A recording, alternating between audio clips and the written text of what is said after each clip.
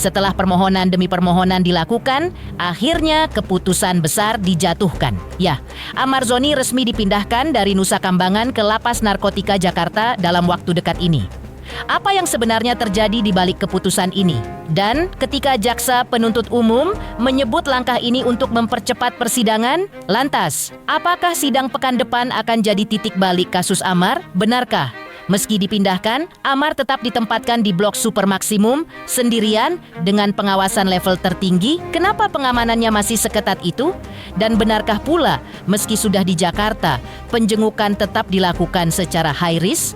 Tidak ada pertemuan langsung, tidak boleh tatap muka, tidak ada ruang interaksi fisik, hanya virtual dan semuanya tetap berada dalam pengawasan ketat? Lalu, seperti apa pula tanggapan Dr. Carmila dan Aditya Zoni mendengar Amar akan hadir dalam persidangan nanti? Benarkah Aditya Zoni akan bawa nasi tumpeng ke persidangan? Dan bagaimana pula kuasa hukum Amar Zoni mengaku mengapresiasi langkah jaksa penuntut umum? Apakah ini pertanda ada perkembangan penting yang belum diungkap? Semua mata kini tertuju pada persidangan minggu depan. Pemirsa, bersama Intens Investigasi, kami hadirkan kabar terkini, terpercaya, dan teraktual. Tetapi sebelumnya, jangan lupa untuk like, subscribe, dan juga share channel YouTube ini.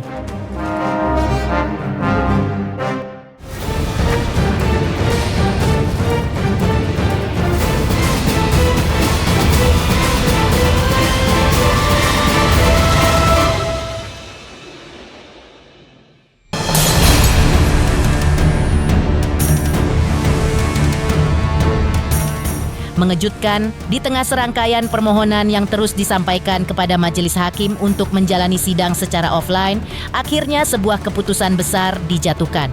Dan keputusan itu langsung mengubah arah perjalanan hukum Amar Zoni. Ya, Amar Zoni resmi dipindahkan ke Lembaga Pemasyarakatan Narkotika Jakarta untuk sementara waktu.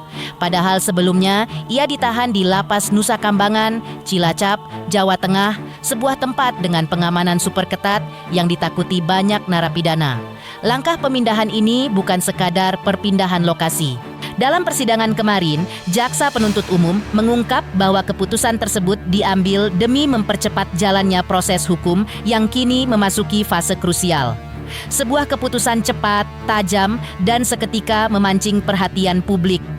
Karena kasus Amar Zoni bukan sekadar kasus biasa, tetapi sebuah drama hukum yang terus bergulir tanpa henti.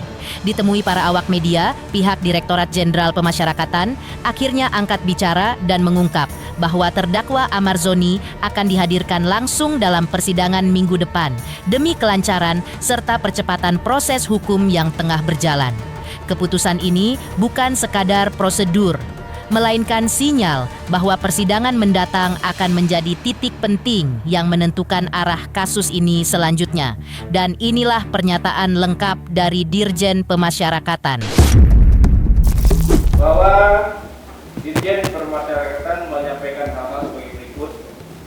Satu, bahwa guna mempermudah proses persidangan, pada prinsipnya kami mengizinkan narapidana atas nama Asep alias Cecep bin Sarikin, Ardian Prasetyo bin Ali Adi, Andi Mualim bin Heri, Ade Chandra Maulana bin Mursali, Muhammad Jufadi bin Asep Sumitra, dan Muhammad Amar Akbar alias Amar Zoni bin Suhendriluni yang saat ini menjalani pidana di Lembaga Pemasyarakatan Khusus kelas 2A Karanganyar, Nusa Kambangan, Jawa Tengah, untuk dipindahkan sementara ke Lembaga Pemasyarakatan kelas 2A Narkotika Jakarta. Dalam pelaksanaannya, agar berkoordinasi dengan Kepala Kantor Wilayah Direktorat Jenderal Pemasyarakatan Daerah Khusus Jakarta dan Kepala Lembaga Pemasyarakatan kelas 2A Narkotika Jakarta serta Kepala Kantor Wilayah Direktorat Jenderal Pemasyarakatan Jawa Tengah dan Kepala Lembaga Pemasyarakatan Khusus kelas 2A Karanganyar, Nusa Kambangan mengenai penjemputan dan pengawalan serta tanggung jawab selama narapidana berada di luar lapas berada pada instansi yang meminjam. Dalam hal ini tentunya dari Kejaksaan Negeri Jakarta Pusat.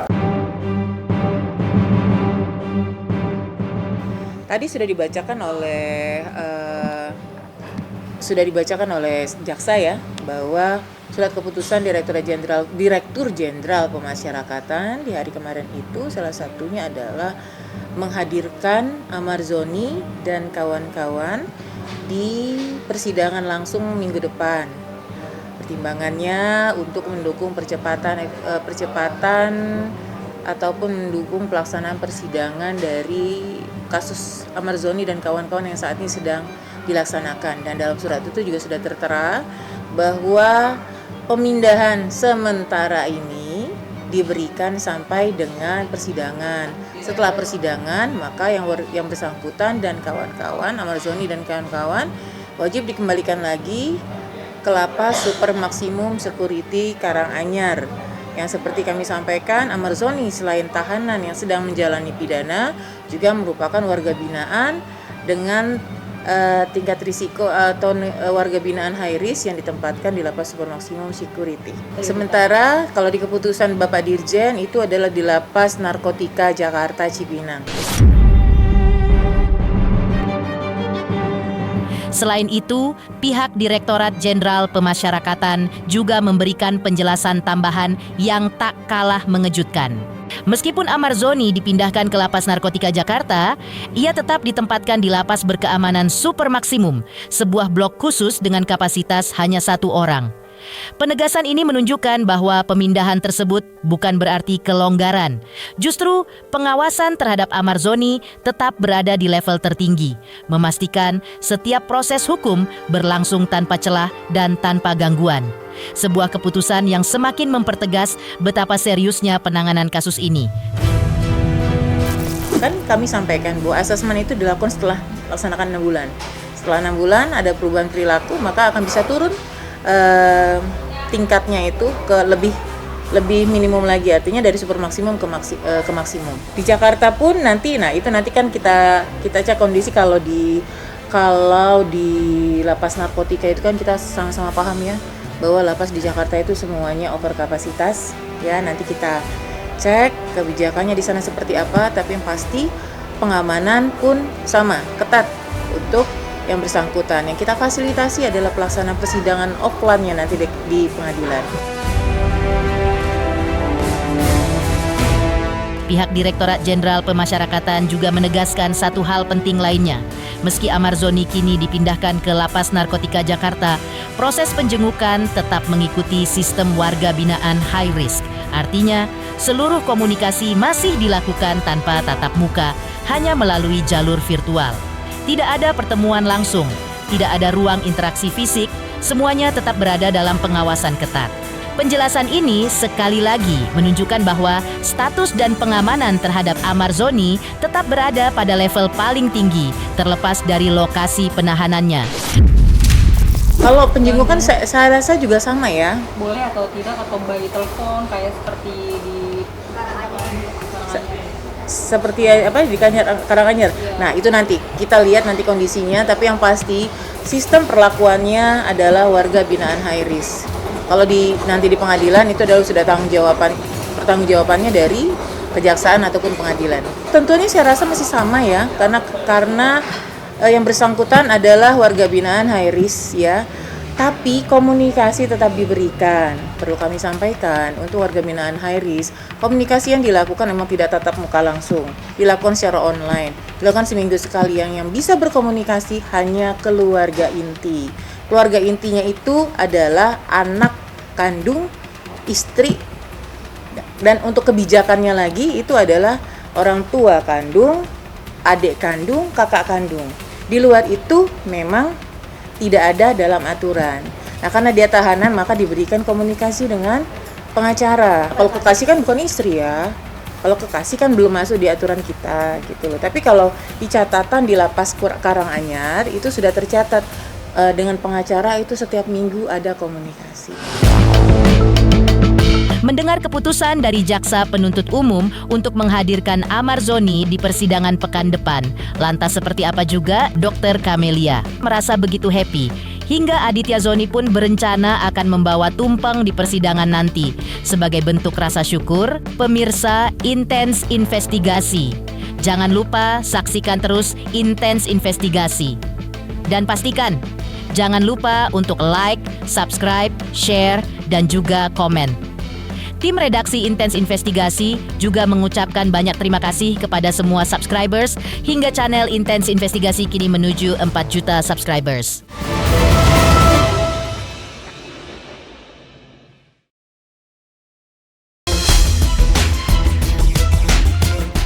Mendengar keputusan Jaksa Penuntut Umum untuk menghadirkan Amar Zoni di persidangan pekan depan, kekasih Amar Zoni, Dr. Camelia, merasa lega dan happy.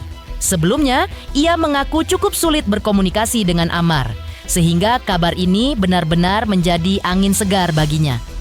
Tak sabar menunggu momen itu, Dr. Carmila bahkan sudah menyiapkan banyak hal yang ingin dibicarakan langsung dengan Amar.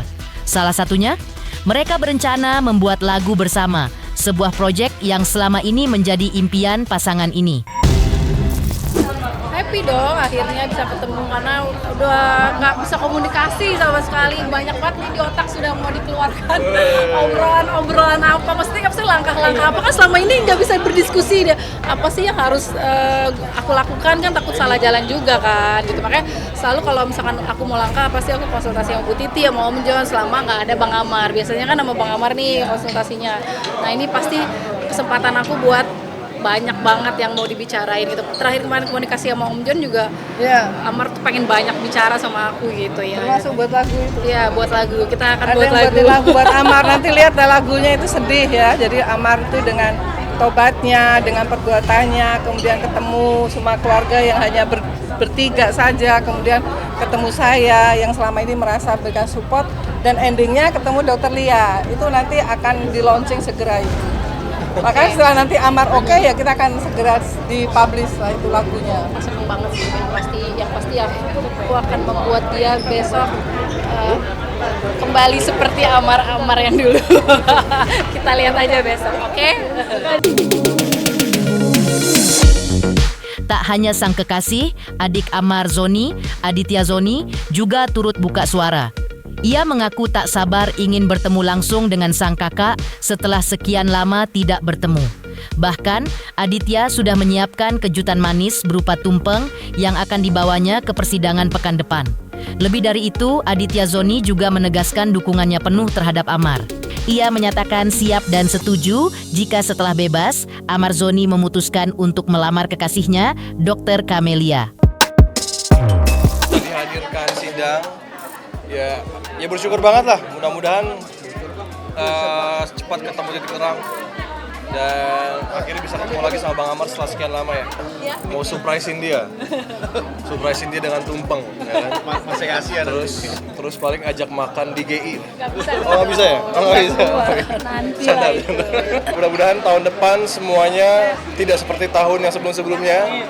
Sebelum-sebelumnya itu luar biasa banget, sangat-sangat buruk lah bagi keluarga kami, dan mudah-mudahan di tahun depan awal baru, mulai baru ya, bangkit lagi semuanya, bukan cuma hanya saya tapi adik saya, abang saya, keluarga saya, semuanya insya Allah bangkit lagi. Zoni family is comeback. Selanjutnya, seperti apa juga kuasa hukum dari Amar Zoni, John Matias mengapresiasi pihak Jaksa Penuntut Umum yang sudah berusaha untuk menghadirkan Amar Zoni ke persidangan pekan depan. Pemirsa Intens Investigasi, jangan lupa saksikan terus Intens Investigasi dan pastikan jangan lupa untuk like, subscribe, share, dan juga komen.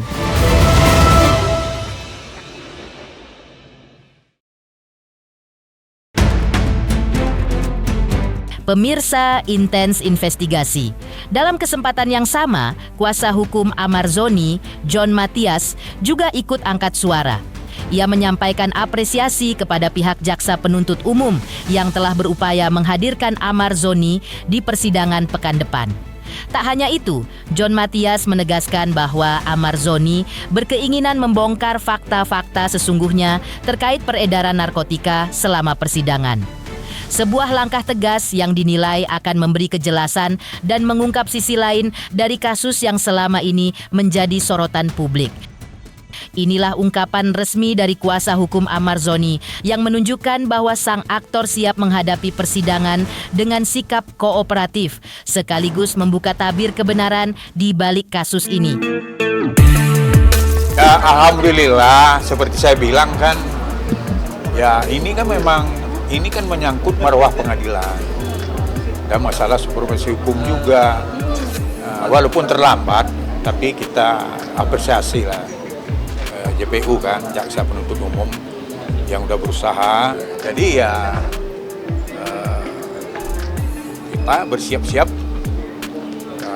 untuk besok itu pembuktian. Ya kami kan juga udah siap juga kan menguatkan eksepsi kami itu dengan bukti-bukti juga, dengan saksi. Kemudian juga ya mudah-mudahan Amar ya sesuai dengan janjinya akan membongkar perkara-perkara peredaran narkotika dan birokrasi di lapas. Nah ini kan kita, ayolah nanti kita rame-rame kan media untuk menyaksikan nanti. Supaya apa? Supaya ini kan tujuannya kan baik. Supaya kedepannya ya mungkin lapas ini akan terbebas dari peredaran narkotika. Dan kemudian juga kan ya supaya nanti akan ketahuan juga bagaimana perannya dari para petugas lapas kok bisa barang yang harus diawasin ya kan bisa ditangkapnya di dalam. Harusnya kan fungsi pengawasan itu kan pencegahan harusnya kan. Ibarat rumah kita ini, masa dibiarkan maling masuk ke dalam dulu baru ditangkap. Harusnya kan sebelum masuk udah dicegah. Dan kemudian yang mau masuk itu siapa? Nah ini harus ditelusuri. Nah mudah-mudahan nanti kan bisa terbuka. Pemirsa Intens Investigasi, jangan lupa saksikan terus Intens Investigasi dan pastikan jangan lupa untuk like, subscribe, share, dan juga komen.